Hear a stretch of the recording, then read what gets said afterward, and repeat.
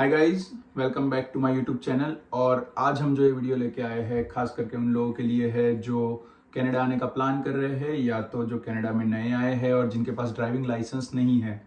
तो driving licence कैसे लेना है पूरा डिटेल में हमने इस वीडियो में दिखाया है, तो पूरा वीडियो जरूर देखना। इसके बाद आपको और कोई वीडियो देखने की जरूरत नहीं पड़ेगी। और अगर आपने हमको सब्सक्राइब नहीं किया तो सबसे पहले सब्सक्राइब कर लीजिए। तो जो स्टेप्स है ड्राइविंग लाइसेंस लेने के वो अलग अलग प्रोविंसेस में अलग अलग है। तो मैं ओंटारियो में हूँ तो आपको ओंटारियो का बताऊंगा आज कि ओंटारियो में ड्राइविंग लाइसेंस कैसे लेना है।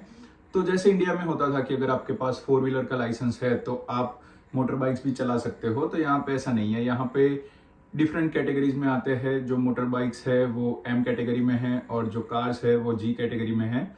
तो उसके लिए आपको लेना पड़ता है जी लाइसेंस। अब फुल जी लाइसेंस लेने के लिए आपको सबसे पहले चाहिए G1 लाइसेंस, उसके बाद आप दे सकते हो G2 और उसके बाद आप जी लाइसेंस ले सकते हो। तो जो G1 टेस्ट है, G1 टेस्ट पूरा का पूरा नॉलेज टेस्ट है। तो G1 टेस्ट के लिए आप अगर गूगल पे सर्च करोगे कि ड्राइव टेस्ट नियर मी, तो उस सिटी का ड्राइव टेस्ट सेंटर आपको दिखा देगा। वहां पे जाके आप ऑन द स्पॉट दे सकते हो या बुक भी करवा सकते हो। तो G1 टेस्ट में होते हैं 40 MCQs, जिसमें से फर्स्ट 20 MCQs होते हैं साइंस एंड सिग्नल्स, जो कि स्टॉप साइंस हो गया, रेड लाइट सिग्नल हो गया, उसके रिलेटेड क्वेश्चंस होते हैं। और बाकी के 20 जो है वो सिनारियोज होते हैं कि अगर स्कूल बस आ रही है तो आपको स्टॉप होना है कि नहीं, या कोई एक्सीडेंट की सिचुएशन में आपको कितने डीमेरिट्स मिल सकते हैं। तो टोटल 40 क्वेश्चन में से आपको दोनों पार्ट में 16 ईच स्कोर करना होता है, तभी आप पास करोगे G1 टेस्ट। और अगर आप फेल करते हो तो ऑन द स्पॉट फिर से $15 पे करके आप दे सकते हो G1 टेस्ट। अनलिमिटेड टाइम दे सकते हो।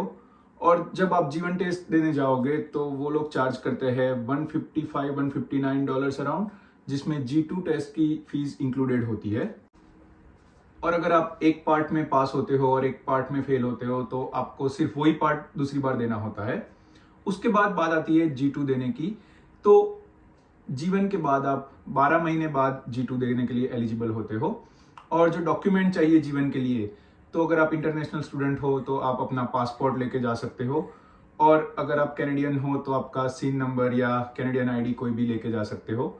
अब G2 के लिए जो 12 महीने का वेट है, तो अगर आप इंडिया से आपके पास लाइसेंस है और उस पर एटलीस्ट 1 ईयर या 1.5 ईयर का एक्सपीरियंस है, तो आपको इंडिया से एक डॉक्यूमेंट लेके आना होता है, ड्राइविंग लाइसेंस एक्सट्रैक्ट, जो कि स्क्रीन पे दिखाया है। तो अगर आप ड्राइविंग लाइसेंस एक्सट्रैक्ट लेके आते हो और वो सबमिट करवाते हो तो आपको वेट करने की कोई जरूरत नहीं है, आप ऑन द स्पॉट G2 के लिए एलिजिबल हो जाते हो। और अगर आपका एक्सपीरियंस 2 साल या उससे ज्यादा है तो आप डायरेक्टली जी टेस्ट भी दे सकते हो।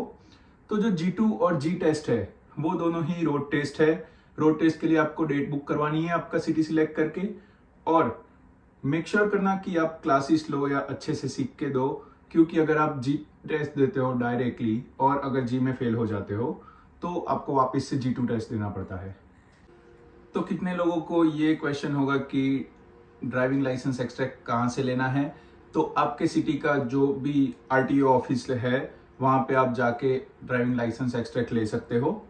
और G1 एग्जाम की प्रिपरेशन के लिए आप ऐप स्टोर से कोई भी एप्लीकेशन डाउनलोड कर सकते हो जिसमें प्रैक्टिस क्वेश्चंस और टेस्ट होंगे। तो आप उस तरह से एक ही ट्राई में पास कर सकते हो G1 एग्जाम।